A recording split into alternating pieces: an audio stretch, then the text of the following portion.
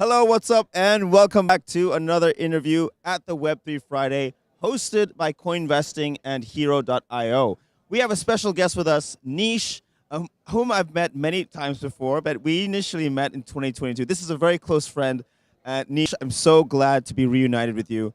How are you doing today? I'm doing well. How about you? Very well, thank you. Thanks for being on the show. Thanks for having me. We are here to educate and learn about all the things that are building up in the emerging blockchain space. So, Nish, what have you been up to recently? A lot. There's been a lot of changes. I know.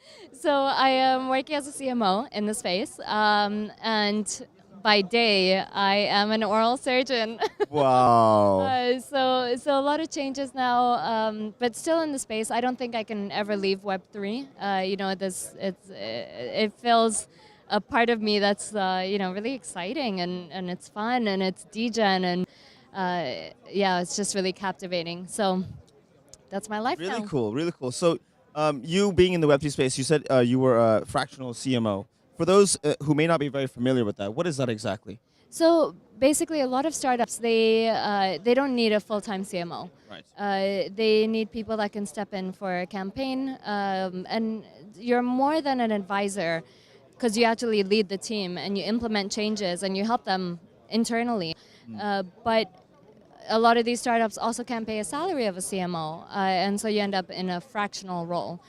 So you're not exactly an agency because you take on maybe one or two projects at a time. But yeah, that's it. Does it come with the convenience of being flexible and being able to wear many hats at once? I think that goes with any startup.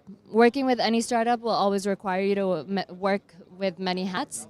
But I think every fractional that I've met so far works in a very different way. For me, I personally like being very involved with the projects that I work with. So I will never take on too many projects at once. If anything, it will be more advisory. And I really make use of my time because these startups are like babies. Like they really require a lot of attention. Right. Yeah. Wonderful, wonderful. So what's next for you in life and what are you going to be doing in the coming, let's say 2025? What is Nish doing?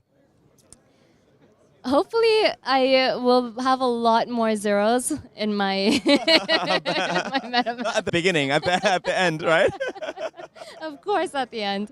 But no, I am still going to be in the space, and really enjoying working in the VC space right now and, helping out and launching a lot of projects.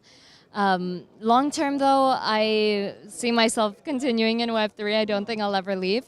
And of course, dabbling with my, oral surgery side.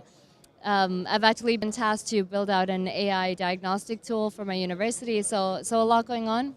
Yeah. If there's one advice you could share, whether to a professional or a student, anybody, what would it be when it comes to managing your time? Because wearing many hats at once, doing oral surgery, being a fractional CMO, what would be your advice based on your experience? This took a lot out of me. So multiple things here. One is less is more, and this took me a while to understand that the more things that you can remove from your plate does not make you less busy, it makes you more productive. And that's the thing that people forget. The next is to do something like, what's it called? There's this table that you draw out, this useful, important, less important, useful, or can be handed off, and you basically designate all your tasks into 4 different columns. Plan them out at the start of the week, even if it's the most mundane task like doing your laundry. Plot it in your schedule if you don't have time, and I guarantee you'll make time for it. Wonderful. Nish, thank you so much for your time. Appreciate it. Thank you too. Thank you so much for watching. Hope you found this insightful. We'll leave all the links in the description so you can check out Nish's personal profile. Thank you again. I'm Adel, the host, and I'll see you next time. Cheers. Let's go.